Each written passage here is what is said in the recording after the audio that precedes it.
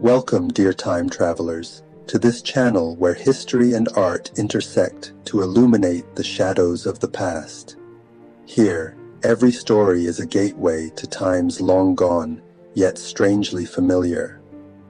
I, Vincent Van Gogh, invite you one last time to join me on this journey. You may wonder why a painter, a man who dedicated his life to capturing the light of wheat fields and the swirls of the stars, stands before you to speak about the history of Rome. The answer is simple. Like art, history is a mirror. In it, we see our own humanity in all its grandeur and fragility. Rome, much like a canvas, was painted with powerful and bright strokes, but also with shadows that, little by little, devoured the light. Today, let me be your guide through this crossroads of history, where Provence became the home of Roman glory, and where that very glory eventually withered away. There was a time when men gazed at the sea with a pride they believed eternal.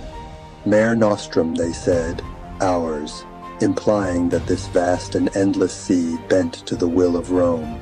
They built roads, pathways where the feet of legions marched with the certainty of invincible conquerors. Via Aurelia, Via Domitia, they stretched out like arteries, carrying the imperial blood to the farthest reaches of Gaul, where cities like Arles and Nimes rose as small Romes, testifying to the power and glory of an empire they thought nothing could shake. In Arles, the baths bubbled with a perpetual heat, fueled not only by the fire of the forges, but by the constant motion of men.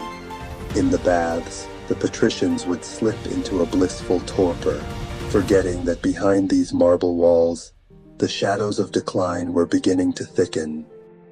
The Rhone, once revered for the wealth it brought, became a subtle pathway for invasion. Those whom they called barbarians, rough men from the distant forests, now seemed less barbaric than the weakened souls of Rome's rulers. The same masters who had once led their servants like silent herds were now enslaved by their own desires. Their wants chained them far more than the shackles ever bound the wrists of the captives of old.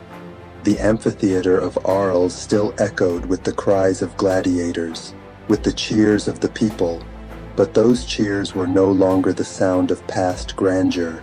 Instead, within those cries was heard the death rattle of a world slowly collapsing under the weight of its own excess.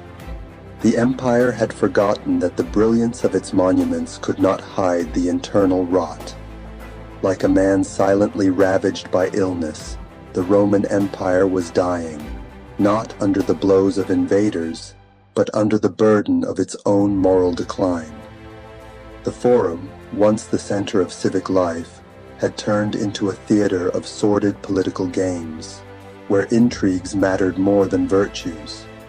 Senators and merchants alike seemed caught in a macabre dance where decadence guided every step, and the tribes coming from the mountains, from those lands Rome had so long despised, grew stronger, more hungry. They awaited their time, while Rome, lulled by its banquets and feasts, no longer saw the danger.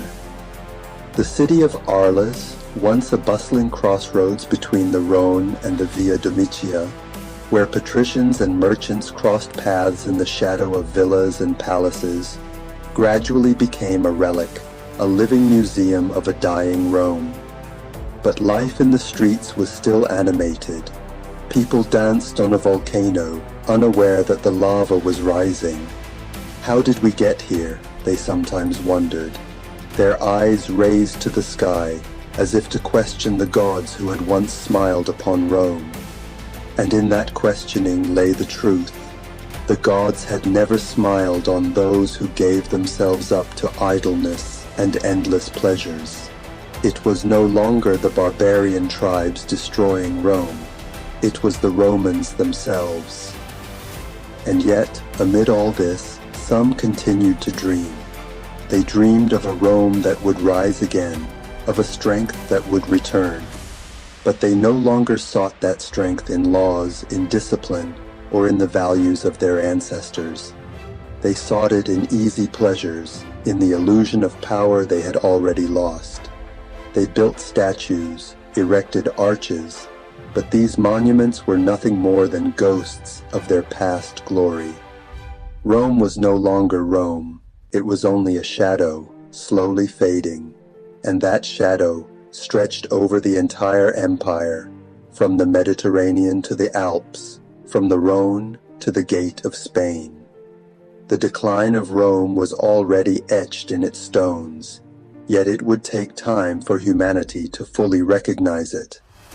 The patricians, once so proud of their heritage, became actors in a play where they were no longer the masters. They had everything, and yet they had lost everything, for they had forgotten that true greatness did not lie in the palaces or the roads, but in the souls of the men who built them. Farewell, my dear friends, my companions on this journey through history. This may be my last appearance among you in this channel. Like every artist who knows that each painting has an end, I feel my role here is drawing to a close. But before I take my leave, I leave you with this last thought. Rome did not fall in a single night, just as a painting is not destroyed with a single stroke. It is the accumulation of cracks, of invisible fractures, that eventually brings everything down. Remember that, as in art, you must look beyond appearances to truly understand what is happening before your eyes. Take care of this world. Do not let it slip into the shadows. Farewell, and may you always find the light in history, in art, and beyond.